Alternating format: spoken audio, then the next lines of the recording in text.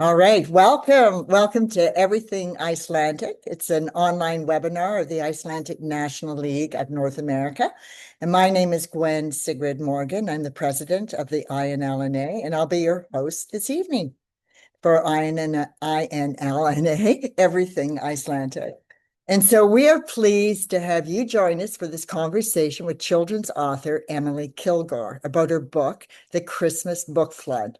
And as many of you know, Jólabókaflóð is an amazing tradition in Iceland of gift-giving books at Christmas. And it's a really big event in Iceland. It's festive, it's fun. And Emily was inspired to introduce this tradition to children all over North America with her illustrated book, The Christmas Book Flood.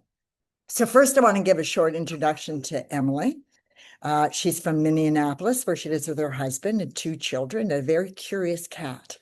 She is both a writer and an elementary school teacher, and she's written a number of educational publications, as well as published illustrated, read aloud, interactive children's books. She has wonderful books really designed to stimulate a child's natural curiosity and wonder. Other books besides this one, which I really absolutely love, are the What Ifs and the I Heards. But today we're here to talk about her book titled The Christmas Book Flood. Let's dive right in. Emily, what inspired you to write this book, The Christmas Book Flood? Thanks for the introduction first. So the inspiration of this was just the magic of the tradition itself. I was living in Sweden actually when I first began writing it, and my picture book agent said, I have this, I've heard of this tradition. Is there anyone interested in writing it? And as I was in Sweden and there was just like holiday magic all around, and I've been to Iceland several times, I thought, me. I want to be the one to research this and write it. And so I did. Fabulous. Do you have Icelandic roots? We have a very strong Icelandic community in Minnesota and North Dakota. What are your particular roots? Yeah, I do not actually. So I'm Norwegian and Swedish. Okay. So I have that Scandinavian, but not Icelandic. Uh-huh. My first sort of interaction with Iceland was when I was a child. My dad traveled to Iceland for like a writing conference. And I remember I was about 7 or 8 years old, and I remember thinking like, Iceland, he's going to this place of ice, and it was just like fascinating to the young me. So that was my first sort of introduction to it. And since I've been many times, but I am not Icelandic.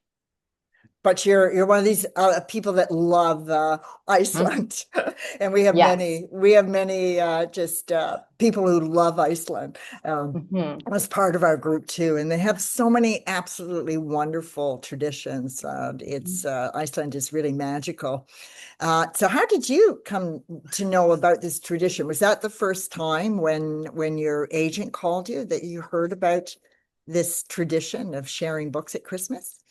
So I had heard of it actually just through like social media. Actually, people would post little things about like Icelanders give each other books and read, and people Uh-huh. kept sending it to me because they knew how much I love books and Mm-hmm. Christmas, and there it's just like the Yeah. perfect marriage of the two. Yeah. Um, but there was part of me that was like, is this just like a Pinterest holiday? Like, is this real? It seems too good to be true. And then when my agent sent out the call for a book, and then I did more research, that's when I was like, wow, this is real. This is very cool. Yeah. Very, very cool. Thank you. Mhm. So the other thing I was curious about was how did your own experience of Christmas influence the themes and the atmosphere, your choices in the book, which is also beautifully illustrated by your colleague? Isn't it? Yeah, I just love the illustrations. Uh, So I just mentioned, I love books, I love Christmas. It's sort of like yeah. two of my greatest things that I really, really enjoy. And so I use that when writing the book, just thinking about like what are some of my favorite things about Christmas. But then I actually had to do an entire rewrite. It wasn't selling for publishers, and and we were just Mm. rewriting it and rewriting it and rewriting it. And then the pandemic hit in Mm. 2020. And it was over that holiday, Christmas holiday season that I really thought, like, okay, I'm not with my loved ones right now. I'm not doing some of my Yeah. holiday things. Like, what am I missing? What do I love? And I can point you to like a part, which I'll get to the whole book, but there's a line in here that says, clouds of warm breath, tight hugs of hello, the soft crunch of under boots as they trudge through fresh snow. Like those are some things I was missing at Christmas time, is those clouds of warm breath and the tight hugs of hello, because we couldn't do Uh, either of those with our masks and staying oh, apart. I know. So that also influenced some of the story of just the parts of Christmas that I Mm. had taken for granted before. Yeah, that's beautiful. I love the poetry in that too. That's really beautiful. Thank you. And it's a great thing for children too to introduce a poetry and that sort of cadence into a book. It's really, really lovely. Just wanted to ask you in general, why do you think books are such a great gift for people or Yeah, families to give and receive that's a in this great day and question. age? Yeah. I think books still hold so much like magic and power. You have the same text in front of anybody, but your own imagination takes Mhm. and turns it into whatever you need in that moment, in a way that's different than what you get from a screen. And so I think, of course, the literary nature of it, like playing with words, things like that, is also important. But it's just that community feel, the interaction, using your imagination. It's a gift that you can return to again and again and take different things from it depending on your Yeah. mood or your situation or who you're with. Yeah. So it is still one of my favorite gifts. Yeah. So it's like interactive, it's Mhm. engaging, and yet it allows for this just imagination, very personalized. And you could read the book over and over again and have a new experience, right? When you're Yes. sharing a book. Yeah. And kids they do get favorite books. Like we do have Hmm. books that we read over and over again, particularly at Christmas. Right. Yeah. So, and just the whole thing of encouraging reading. Uh, Hmm. um, so you're an educator, you're an author, you're a mother. Hmm. Was there actually a bigger or takeaway message, do you think, from you as an educator, or more intimate from you as a mom in writing this book? Um, yeah, I mean, I intentionally wanted it to be open-ended enough that someone could kind of take what they wanted from it. I think it's important to share this tradition that was started during a very dark time, like during World War II, Mm. when items were rationed Ah, in Iceland, but paper was ah, not. And so that's yeah. why they gave each other books. And so I think capturing that tradition is important in how Icelanders took this Mm. really challenging time and turned it into something beautiful. Um, so I love that about it. I love just the Yeah, magic of books. Like there's a yeah, line, reading is magic when you have the right book, and just showing yeah, kids there's a book out there for you, no matter what your interest is, your yeah, ability level, anything. There's a yeah. book for you. Yeah, I love how you draw the parallel with how this tradition started in a time of hardship, Hmm. and the Icelanders turned to books. And of course, we know the Icelanders. Like we have a story we tell here, like when they emigrated over to North America. They couldn't bring very much with them, but they all brought anybody who had a book brought a book with them, and Yes, that book perfect. was shared. And you can imagine them out in the prairies in Minnesota or Manitoba, and Mhm. in their small log cabins, but they would huddle around at night sharing this book. So Mhm. the magic of the word, and then the magic of sharing, just this whole experience that is so different from online and really something to keep alive. And you were inspired like during COVID Mhm. too. So another period of hardship, and then Right. one can turn to books. Yeah.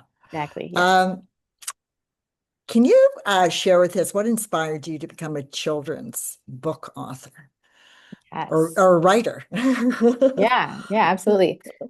So my father is a writer, and so I grew Ah, up just being surrounded by books all of the time. There are pictures of me yeah. as a baby, being read to, and Mm-hmm.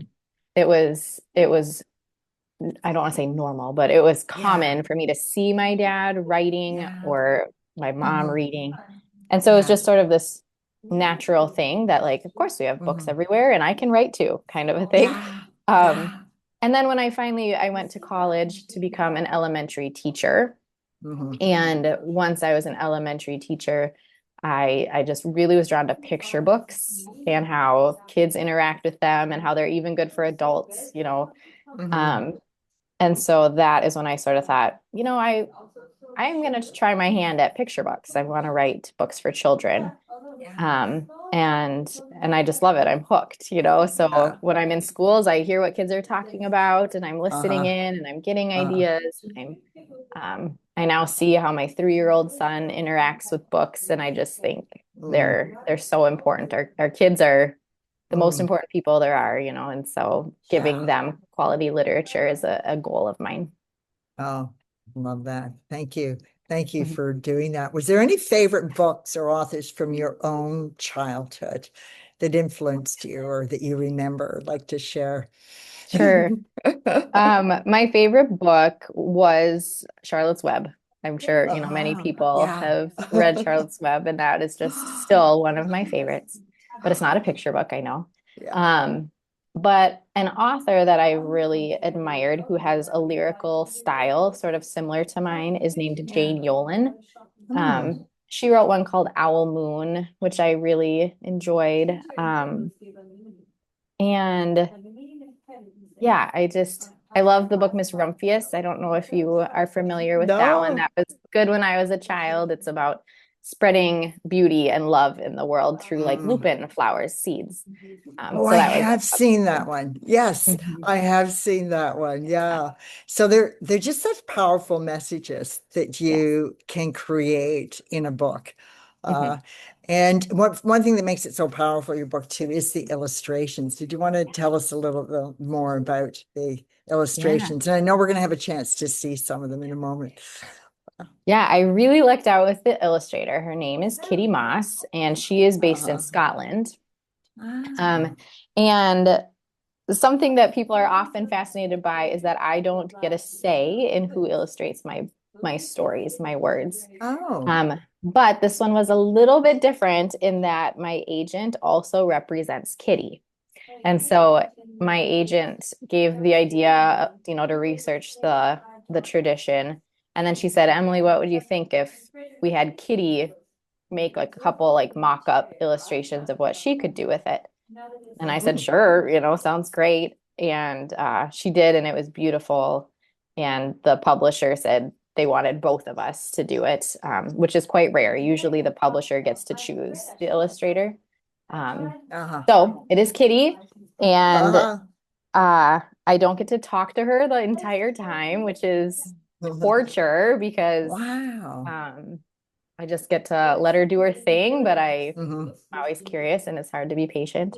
But the finished product is great. So she used pieces like pages of books. You probably saw some print in there. Hmm. It's like a collage Yeah. style. So there are words and letters throughout and old book pages, and she did a great job. Wonderful, wonderful. Are there any other upcoming projects or some books that you'd like to tell us about too? I mentioned in the beginning because I've been Yeah. looking at your other books, and I really love these Yeah. what if books. I can't wait Yeah, thanks. to share those with my grandchildren. Yeah, so I have three others out. I have the What Ifs, which is Yeah. about childhood anxiety. The Uh-huh. I Heards, which is about rumors and gossip and how you don't need to share everything you hear. Wow. Um, and those two are very tied to what I hear in schools. Okay.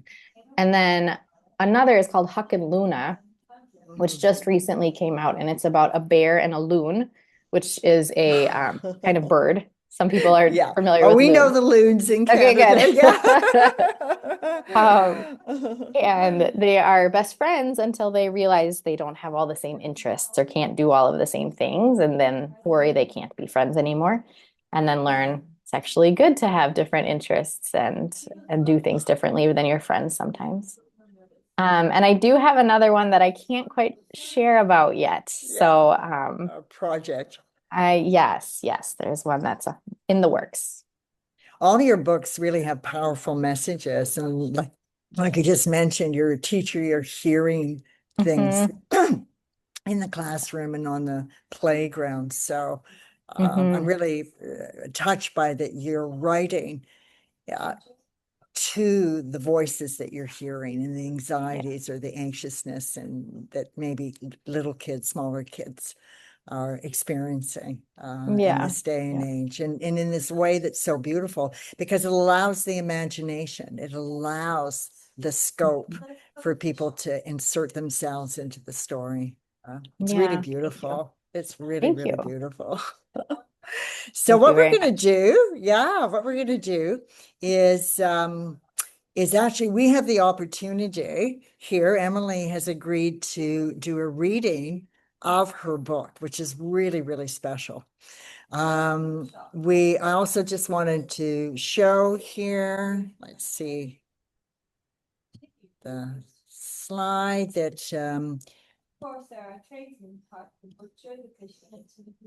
just that these are some of the book titles. And this is the what we're writing about, which in Iceland is called Jólabókaflóð. But your books, Emily's books, are available at Torgerson's in Gimli, our shop, or at any of your local bookstores. And I just wanted to say now before we go on too that every year in Iceland they publish this. It's been since Emily talked about since the Second World War. They've published this list of new books for people, the Bókaþindi. And this year, the INLNA and the Snorri have two alumni that are on this book list. So Cecily Olafsdottir, whose debut novel Silfur, has included. And she was also nominated for the Icelandic Literature Prize. So she's a Snorri alumni from this year, and also another Snorri alumni, and also came as intern to North Dakota, Manitoba this year, Caritas. And she is also listed and honored this year. So I'm just going to come out of here, and we have the opportunity now to hear Emily read her book. So I'm going to pass that over to you, Emily. Wonderful. And I would just suggest to people that you can put your view on speaker, and you can adjust your screen so you can see the picture. Right. Can you see the cover all right? Yes, we can. Perfect. The Christmas Book Flood, written by me, Emily Kilgore, and the pictures are illustrated by Kitty Moss. The Christmas Book Flood. Darkness blankets the land, covering forests and homes, mountains and bookshops. Overhead, northern lights dance and curtsy across a cold, black sky. Families snuggle in their homes, sprinkling the autumn terrain with pockets of warmth. Soon snow will fly as the book flood draws closer. On the 24th of December, people gift books as a sign of love, of hope during a dark time of year. Reading is magic when you have the right book. So people plan and they dream, they sneak and they search for books to give loved ones and families and friends. With jittery wonder, they scan over covers and circle their favorites. It's almost time. So many new books. It's so hard to choose. Stories to get lost in, to laugh at, to share. Big books, small ones, thick and thin. New tales, old histories, fantastic and true. People face winter's bite and rush to the store under street lamps that show off the twirling snowflakes. There's laughter and hope and holiday cheer, bright twinkling lights, hot cocoa, soft music, clouds of warm breath, tight hugs of hello, the soft crunch under boots as they trudge through fresh snow. The strong smell of books unfurls at the door, a gush of excitement. Just hours remain. Shoppers glide through the aisles of towering shelves. They whisper and giggle and bubble with glee. A clock chimes nearby. It's time to head home. But then, at long last, a surge of relief. Could it be that one there, tucked just out of sight? Yes, that magical book to bring loved ones joy. Clutching bags closely, their thrill overflowing, people hurry and scurry through carols and bells and rush the books home, wrap them as gifts, and wait. Then finally, it's finally time. Families gather together, love billows and swells. They pull back the tape, untangle the ribbons, then pore over treasures and marvel together. New worlds and adventures etched across pages, bound between covers. As stars glitter above and light fills the room, now it is time for the best part of all.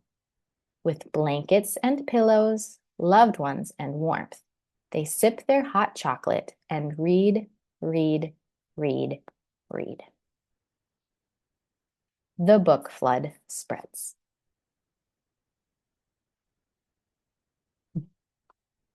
And I'm not sure if you would like me to read the author's note. Would that be helpful? You're muted, but I see a smile. Okay. Yes, Gwen? Sure, go ahead. Okay, Yeah. perfect. Yeah. When I was young, my dad went on a writing trip to Iceland. He came home with stories that seemed otherworldly. Houses built at the base of volcanoes, steam spewing out of geysers, and endless sky where the sun never once set during his summer stay. Before my dad's trip, I thought Iceland was a frozen place, locked in ice. Cold, uninhabitable, scary. But after his visit, I was curious and intrigued. It became a place I wanted to visit someday too. Years later, I am lucky enough to have visited Iceland several times. It is every bit as wonderful as I had hoped as a child. So when I first heard about Jólabókaflóð, the Christmas book flood, an Icelandic tradition that centers around the magic of books and a love of reading, I wanted to learn everything I possibly could. Then, when I was in Sweden, my book fairy godmother and literary agent Adria Getz put out a call for someone to write a picture book about their tradition. I practically screamed from the other side of the world, "Pick me, pick me, pick me. I want to write about it." And so this book was born. Iceland isn't the only place where people give books on Christmas Eve. What makes the Icelandic tradition unique, though, is how many people gift books and what they do after opening them. With a bar of chocolate or mug of hot cocoa, people read all night long. The Jólabókaflóð tradition started years ago during World War II. At that time, certain items, such as bacon, cheese, milk, and clothing, were rationed, meaning people could only have small amounts of those items. Paper, however, was one of the few items that were not rationed in Iceland, so books could still be published aplenty. Publishers began releasing books in only the few months leading up to Christmas. It was cheaper to produce them all at once than many times throughout the year. They built excitement by advertising the new releases in the book bulletin. You did a much better job saying it, Gwen. Like a magazine, the bulletin showed books that would be published soon, books that readers could order or find in a bookshop. And so people researched their options, went to their bookstores, and bought stories to gift their loved ones when little else was available to give. The war was dark and scary and took so many things away, but sharing a love of books became an act of hope and resilience. Even after the war ended, Icelanders continued giving books at Christmas time. To this day, most books in Iceland are still released between October and December. Today, Jólabókaflóð is a tradition that's spreading to people and places outside of Iceland. In 2015, a businessman named Christopher Norris introduced a version of it in the United Kingdom.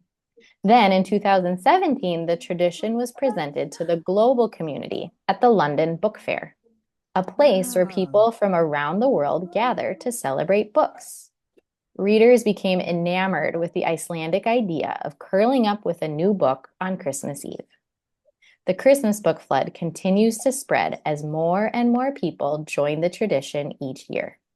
Will it reach you?